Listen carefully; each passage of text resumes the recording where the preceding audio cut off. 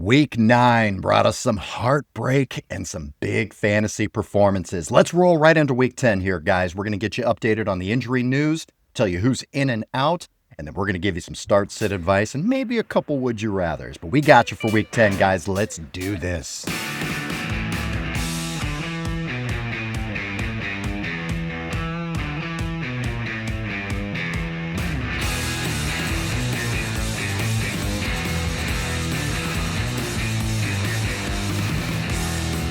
All right.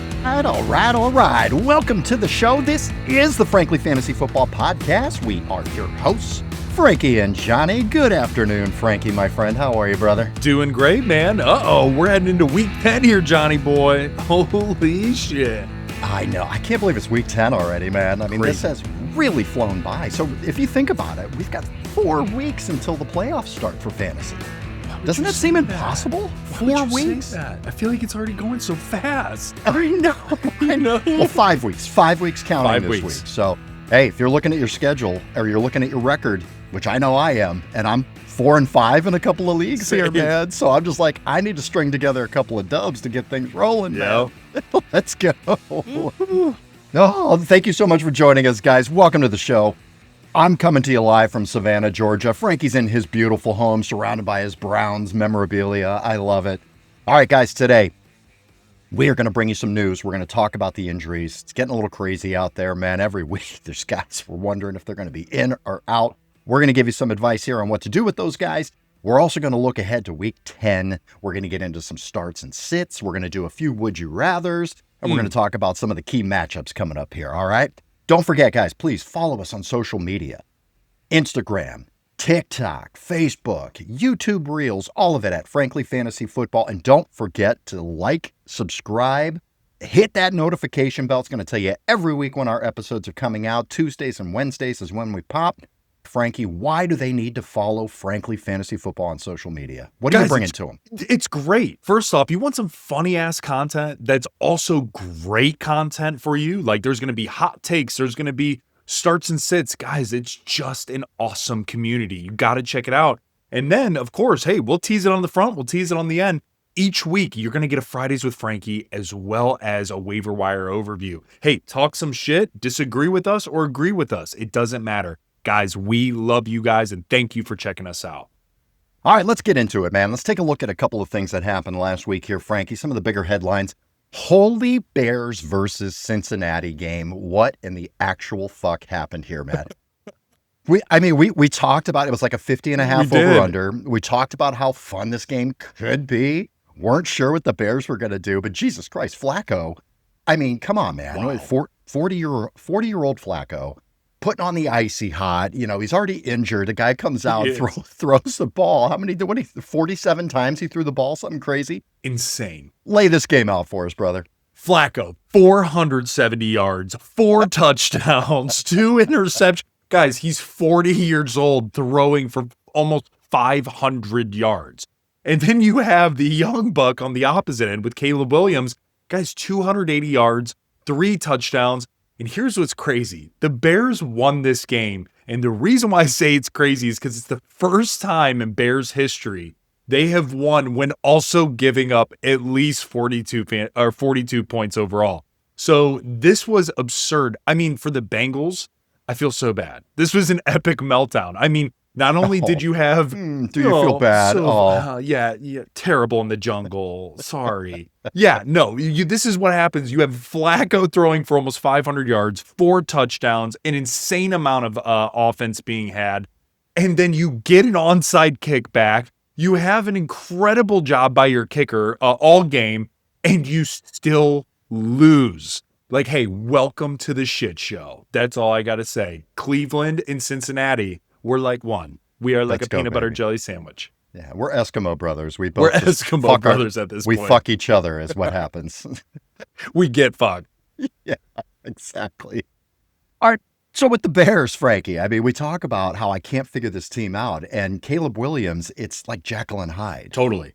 Yeah, I mean, he'll score, 4 points the week before and then blasts out, 20-plus points on the week here.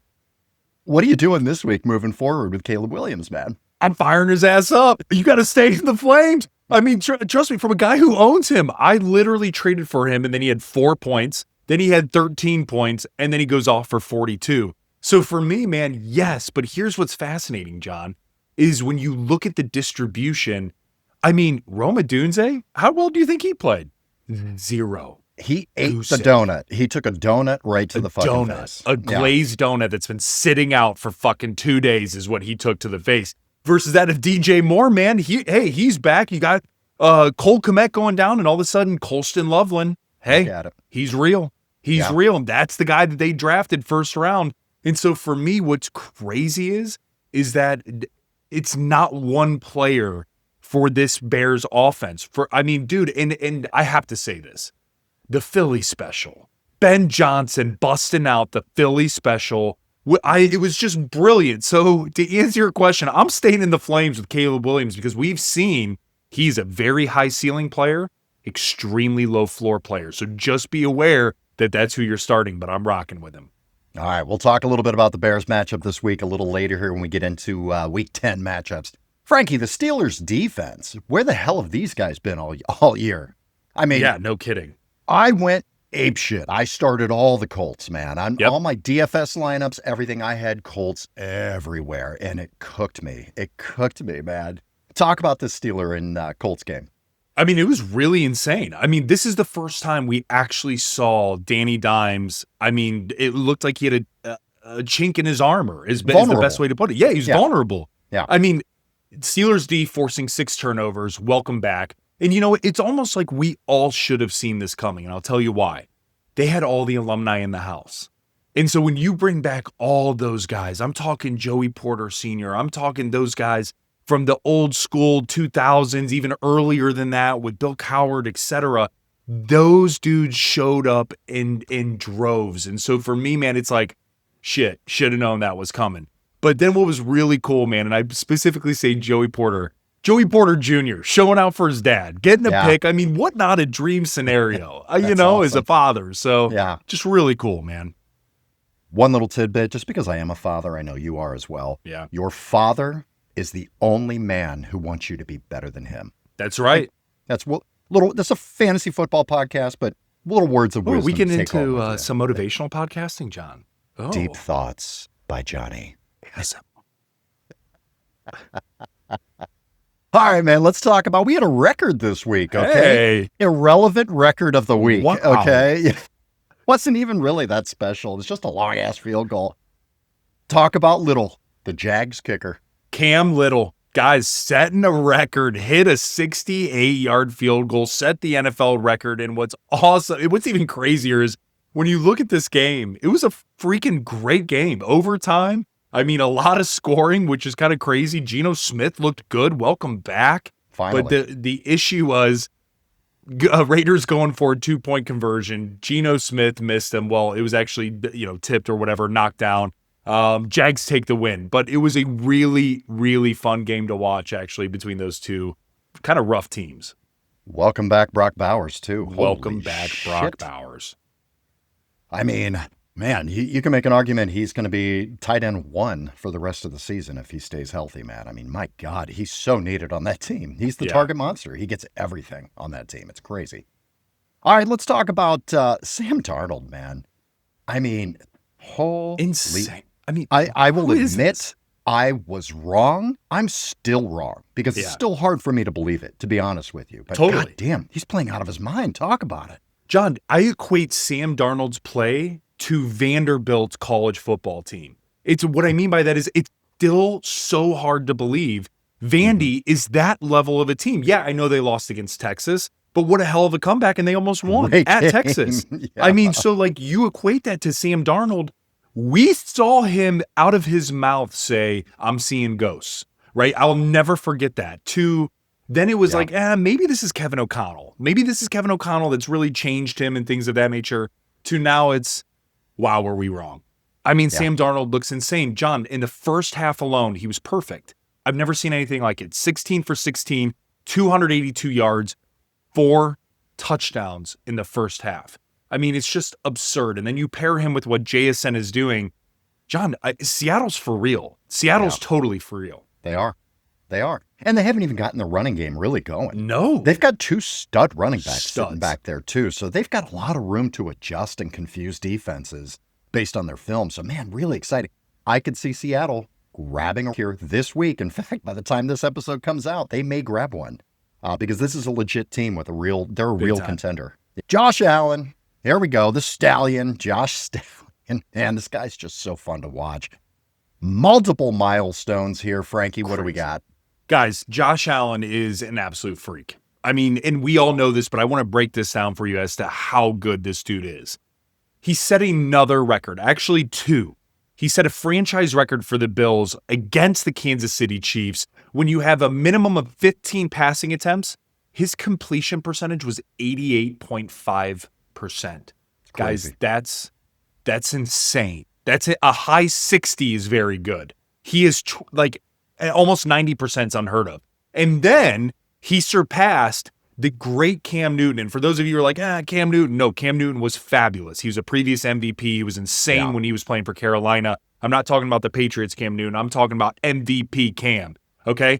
Surpassed him for having at least a passing and rushing touchdown in a game, which is number 46. These numbers aren't just good, John. This is a place of like rare company historically here. So for me, guys, it's almost like, I don't want to compare him to Braun, but it's almost like for these types of things like Wembenyama and Shohei Ohtani and LeBron James and Josh Allen and some of the stuff that these guys are doing, enjoy it, appreciate it. This is something that's truly incredible as what we're seeing.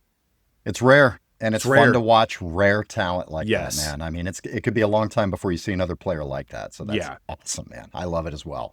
Packers got Frankie. Who came into town and got the Packers? Yeah, it was Uncle Rico. Uncle Rico. Throwing that football over that mountain. Tell you what, man, back in my day, I could throw the ball a quarter mile. Yeah. Talk about Uncle Rico. What the hell, man? Guys, I mean, he's for real.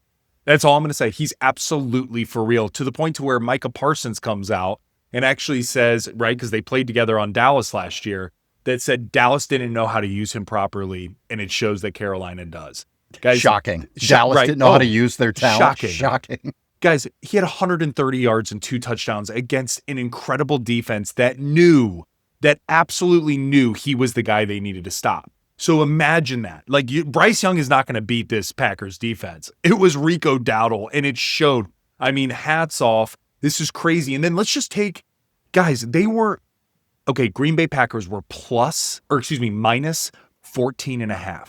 Or at one point, it might have been minus 13.5. What that means is they were expected to win by at least 13, 14 points, okay?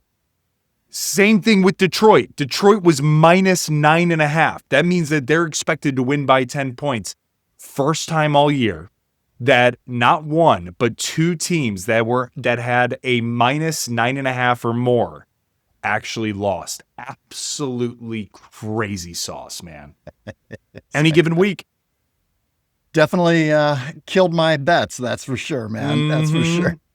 Yeah. Killed everybody's. It sure did, man. All right, Frankie, let's get to the news, baby.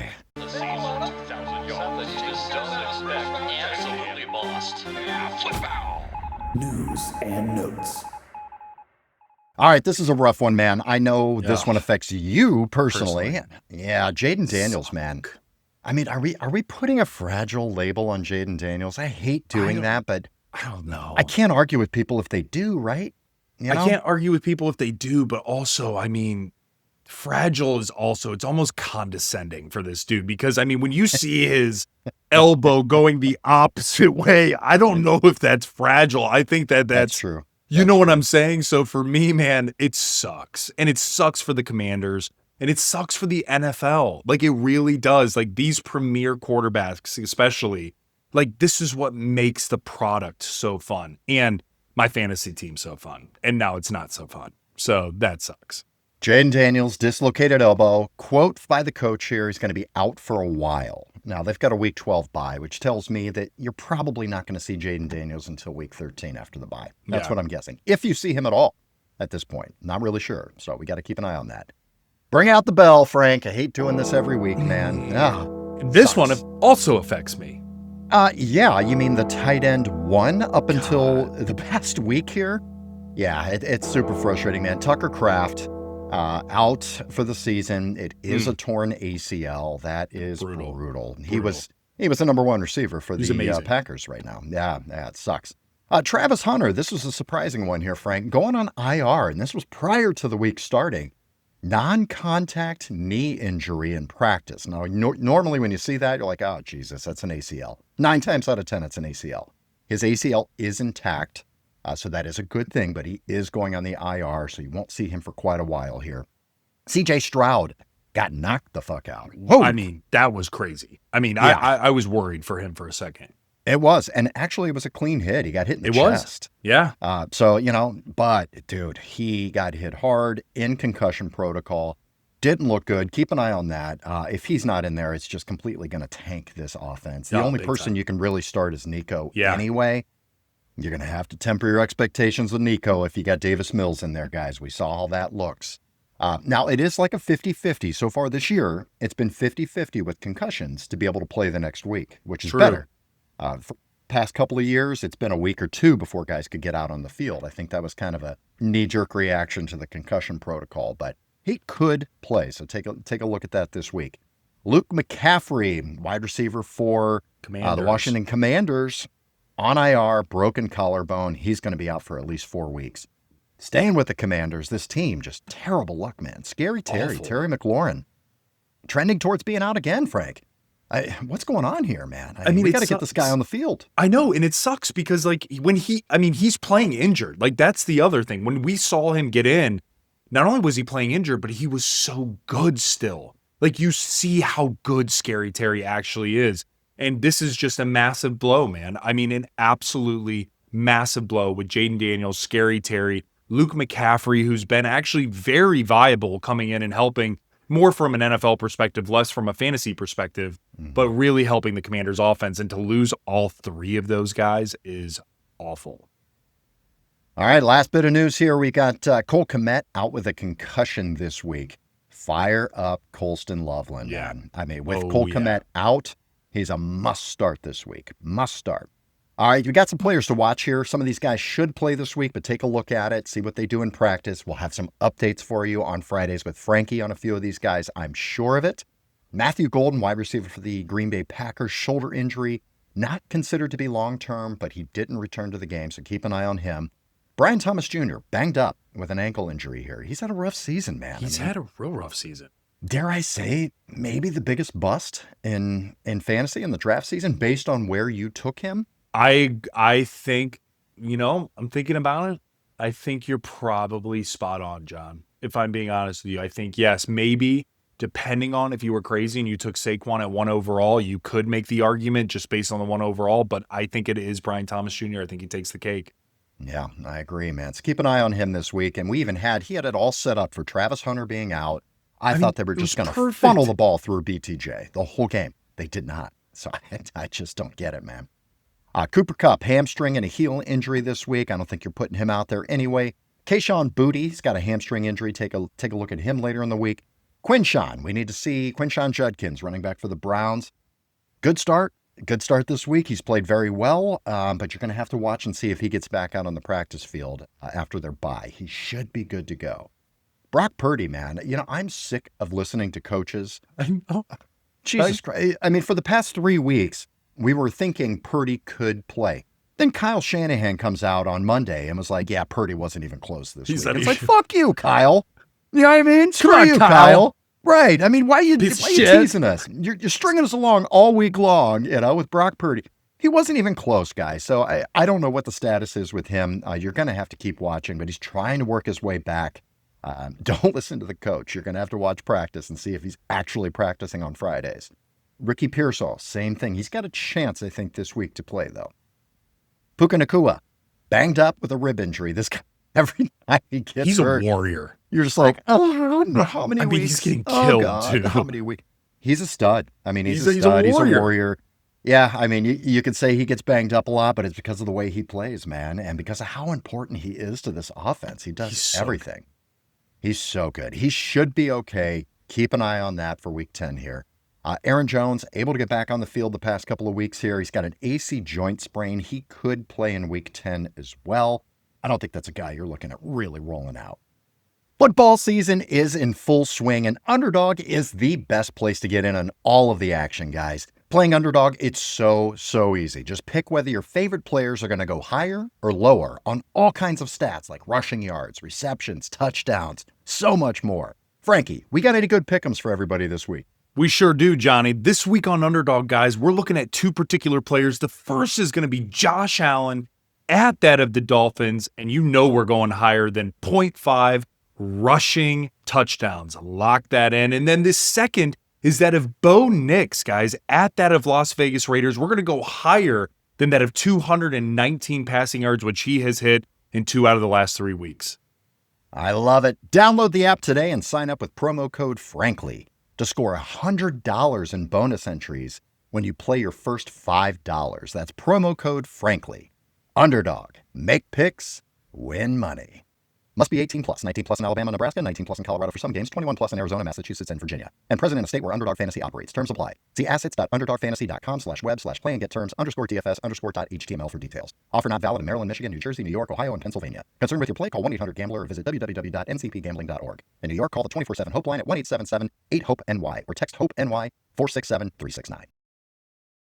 All right, Frankie, let's get into week 10 here, baby. Let's do it. I can't believe we're in double-digit weeks right now. Double digits. Woohoo! Let's go. All right, this week on buys, guys, we've got Cincinnati Bengals, Dallas Cowboys, Kansas City Chiefs, and the Tennessee Titans. All right, Frankie, I got a couple of start-sit questions here for you, and I'm confused. I always say every week I'm Confucius here about the Bears team, the Bears offense. Yeah. Talk to me about the Bears running backs this week against the New York Giants. What are you doing here, baby? Guys, I'm biting my freaking fist here because I'm so excited because this right here, they're playing the Giants, and here's why. The Giants have given up over 130 total yards to running backs in back-to-back weeks. And here, when we see Monangai or even that of DeAndre Swift, both of these guys can get the job done. Now, if DeAndre Swift is out, Monangai is a must start. I mean, 176 yards and rushing yards alone in his first particular start, almost 200 yards in total. It was a dream scenario for that of Monangai. Now, yes, that was also Cincinnati Bengals, and yes, they are actively the worst defense in the NFL. However, if he's ready to go, you're going to fire him up. Now, if both are starting, or both are playing, and DeAndre Swift is back starting, I'm still firing up both because I think that this is going to be more of a two-headed tandem. Maybe we see Swift, again, we talked about it, the Ben Johnson effect. We've seen them both play nice in the sandbox as of 2 weeks ago, where both performed very well. So I really think this is an opportunity. Again, you're going to have to level set expectation just a tad. Do I see Monangai if Swift's playing going for 100 plus? No. But maybe he could get 60, 70 yards and a tud. I think that's very viable. And then same thing with Swift. We could see Swift be more of the pass catcher out of the backfield. So for me, guys, I love this two tandem right now. And if one of them are out, the other's a superstar. It's starting to remind me of a light version of Sonic and Knuckles, man. Totally. You know, we need a new name for these guys. I don't know what it is, but yeah, let's see what happens this week. But it's starting to look like a Sonic and Knuckles type situation here, man. All right, the Chargers wide receivers versus Pittsburgh this week, Frankie. Yeah. Mm-hmm. Looks like you like these guys. Fire them all up. That's what I got to say. You're firing up every single Charger receiver against that of the Pittsburgh Steelers. Guys, Pittsburgh's pass defense right now is not very good at all. And yes, they had a decent game. Yes, they had multiple takeaways against that of the Colts. However, the reality is if we're going back to the data, when you have Alec Pierce and Michael Pittman Jr. both having 115 yards receiving, and then you still have Josh Downs also performing and scoring a touchdown, guys, I love all of them. From that of Ladd McConkey to Keenan Allen to even Quentin Johnston. Guys, these are the types of plays that I think is going to be huge. And then on top of, which I know we'll talk about here in just a minute, Gadsden. You cannot forget the rookie tight end. He's absolutely on fire. And for me, knowing that what's been crazy, man, since Omari and Hampton's been out, they've certainly been more of a pass-first offense, which we haven't seen in quite a long time for Herbert. So looking at Herbert taking the helm, these receivers as a whole, man, fire them up against this Pittsburgh's defense. Justin Herbert, the quarterback 2 in fantasy football right now. What was that, John? Because I remember you taking him in a super flex draft and absolutely got crushed for that, right? Because, hey, you shouldn't be taking Justin Herbert that high in a super flex league. He's QB2, guys. QB2, yeah. Also, I said he is a candidate for MVP, which he still is a candidate for MVP. Viable. It can happen. He's got to go on a big run here at the end, but that can happen, man. This team is poised for greatness right now. All right, R.J. Harvey. Are we starting to see an emergence here, Frankie? Is this somebody? I've got him on a couple benches. I've been waiting for the right time to pull this guy out. It feels like it's getting close. Are we getting close to R.J. Harvey time? We're getting close. We're getting real close, guys, and here's why. Okay, for the last 2 weeks, the last 2 weeks, he's been running back 9 and running back 6. Okay, and what does that mean? He's also had a receiving touchdown in each of the last 3 weeks. Guys, his usage is upticking from a pass perspective. When you start looking at, okay, last week alone, he had 5 targets, 5 receptions, 51 yards, and a touchdown.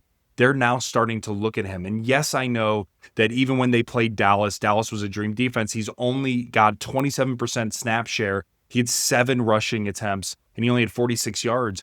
Guys, they're feeding him around the goal line. Like he's getting, he had 2 rushing touchdowns alone in week 8. So for me, man, yes, I think we're starting to see a little bit more emergence of that of R.J. Harvey. And I'm going to go as far as you could probably start him in deep leagues, 14, 16 team leagues, knowing that he's on an incredible hot streak and they're playing that of the Vegas Raiders.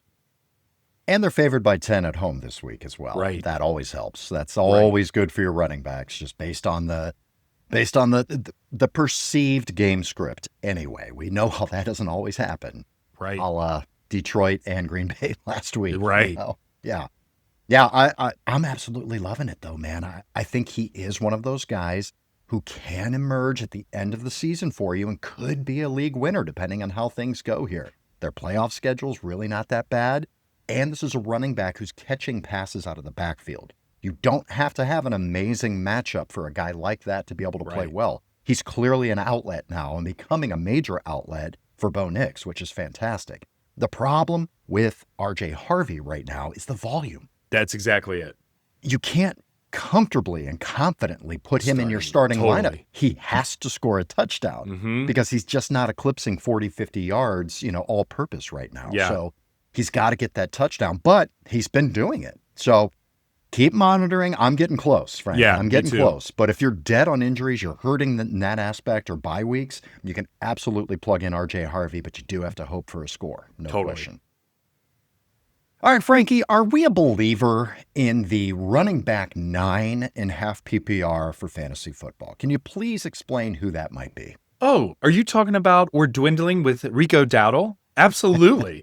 Rico, guys, running back 9. He is running back 9 in half PPR. And here's what's crazy. When you start digging into the data behind this dude, let's go back to even week 6 is when he started taking over. Guys, he had 33.6 fantasy points week 6. Week 7 against the Jets, he had 10 fantasy points, another double digit. Yes, he had a comeback to Jesus moment in week 8, but you got to remember, that's when he was splitting time again with Chuba, right? That's when they were like, Chuba's still our guy. They went back to Uncle Rico against that of the Green Bay Packers, 28.1 fantasy points, ran the ball 25 times. As I mentioned, 130 yards, 2 touchdowns. And the question is, am I a believer? Absolutely. Guys, when you look at their schedule coming up, you have Nola this week, dream scenario, fire him up. You're absolutely rolling with him. You got at Atlanta, which I don't know what's going on with Atlanta. First, they were a top 5 defense. Now they're slipping. I'm not really sure what the heck's going on with Atlanta. You have San Francisco, who's been shown that they're actually bleeding a little bit on the defensive side. Fred Warner's out, a ton of injuries. And what we're finding is people are running against the San Francisco 49ers. And then you got the Rams and then bye week. Guys, yes, I'm absolutely on board with Rico Dowdle. Jahmyr Gibbs this week, man. Disappointing week last week for sure. Big time. Yeah, how do you feel about him this week? We've got him playing at the Commanders. This week is weird, man, because I just see a massive bounce back. I see Jahmyr Gibbs, the Lions pissed off against a beaten and battered Washington team right? We talked about all the injuries they have on the offensive end. I see this getting pretty gross pretty quick. Like the game getting away from Washington, I don't think they have enough to keep up with the Lions. And then guess what they're going to do? They're going to be handing the ball off. So for me, man, I think this is a big-time get-right game. We saw what happened with Bijan, right? Ended up having a rough game, then came back, and then went nuclear following that. So for me, man, I think this is the get-right game. We're going to be good. We're going to be just fine with Gibbs. I'm staying away from all Commanders this week. Totally. I just am. I mean, the only one really you feel good about playing is Ja'Cory Krosky-Merritt, and he's never come about. He has not emerged as a starting running back really in the league. He's right. not. He's a jag. He's just a guy. He's not very special. He's not somebody who, we had first game in, we're like, okay, let's go. Totally. It's just not there, man. It's not there. And, if you got to start him because of injuries and bye weeks, go ahead. But if you have other options, pull them out, guys. This is not going to be a good game for Bilbo. And John, you mentioned it too. What did you say? It was brilliant. It was like we actually were more into the hype in the story than it is the actual player himself. We fell in love with the idea yes. of Ja'Cory Krosky-Merritt because it'd be a starting running back with nobody behind him, injuries ahead of him, all of this stuff. No, it just hasn't materialized, man. It just hasn't. And I don't know that it's going to, especially with Jaden Daniels out. Frankie, here's a question. I can't even believe I'm asking this question. Let's do it. You took the guy in the second round. Are you considering benching Ashton Gentry at the Broncos this week? Yes. Come on. Okay, but let me have this caveat here. In deep leagues, meaning 12, 14, 16, no. In shallow leagues, 8 and 10, yes. Yeah. Because here's the problem, guys. The Broncos defense is unbelievable. And what we're seeing from the Raiders outside of this past week, Geno Smith has been abysmal, right? And so they've been a one-trick pony type of offense. And now that, you're going at Denver, a 7-2 team that's hotter, honestly, than pretty much every other team out there except for kind of the NFC West. This is a really bad matchup. John, when you start thinking about, okay, let's actually talk about this. Rico Dowdle at New Orleans or Ashton Gentry at the Broncos. Who are you taking? First of all, that is not a would you rather that we would have done prior to the draft this year. Everybody looked at us like, are you guys insane? What's wrong with you? What is wrong with you guys? But seriously, who would you end up taking? Rico Dowdle, running back 9, or Ashton Gentry, running back 13? Yeah. And look at the matchups. I can't believe it, but it's Rico Dowdle, man. That's what I'm saying. It is. And when you're playing, Rico Dowdle against New Orleans, God, New Orleans is terrible. He could have another 130-yard game, So I don't see the upside for Gentry in this one unless he pops off a wheel route or something for a 50-yard touchdown. That's the only way I think we could be proven wrong here. What about the other side of the coin? What about Dobbins or Gentry this week? They're playing each other. I think you got to start Dobbins. Right? That's what I'm saying. You've got to start, at least early in the game, it's going to be a heavy J.K. Dobbins, dose. At least early in the game. You might get R.J. Harvey at the end of the game as mop-up duty if they do get really far ahead. But, J.K. is probably a lock to score a touchdown, right? Against this defense, it's got to be up there, man. It really does. It's got to be up there. And again, guys, we're talking about in shallow leagues to where your bench depth is crazy, to where you're having to make very difficult start-sit questions. If you're in a 12, 14, 16 team league, it's Gentry, you set it and forget it, and you're just hoping for the best outcome to occur, versus that of when you have some of these other lighter leagues, you got to make some of these really tough calls. And a lot of times it's going to be based on matchups. You look at, a great example, man, is of this past week with that of the Houston Texans and that of the Broncos. It was a defensive game, and these types of defenses are real, and it affects the game plan. It affects the game flow. So for me, man, there's certain instances to where I might be looking elsewhere. So it's kind of crazy. The only way Gentry can get it done is going to be in the pass game, which actually was decent for him last week. 5 catches on 5 targets for 47 and a touchdown. That saved his week. Otherwise, he was 13 rushes for 42 yards against Jacksonville. Not a great rushing defense here either. So he's going to have to get those 5 targets, which is the second most he's had all season. I just don't love those odds, man. I mean, I think if you're desperate and you need to do it, sure, you can start Ashton Gentry. But if you're in a shallow league, 8 to 10 man, I'm looking at other options. Yeah. No question. I think his upside is definitely destroyed here against the Broncos. Yeah. All right, Colston Loveland, welcome back. We talked about him a second. Yeah, we talked about him a second. You got to fire this dude up this week. He's definitely a start of the week, especially if Cole Kmet can't go, which is looking like he won't. 6 catches last week, 118 yards, and 2 big touchdowns for your tight end. Nothing better than your tight end performing like that. Speaking of, Dalton Kincaid, buddy, talk about it a little bit. Continues to command the ball. That's what's crazy to me, man. In 2 of the last 3 games, he's had 6 targets, 6 receptions, and over 100 yards. That's 2 out of the last 3. All right, Frankie, let's end the show on a few would you rathers, huh? Let's do it, man. Would you rather poke a stick up in your eye or eat a bag of shit? Sit up on a pineapple or throw it on her dick? I said, would you rather?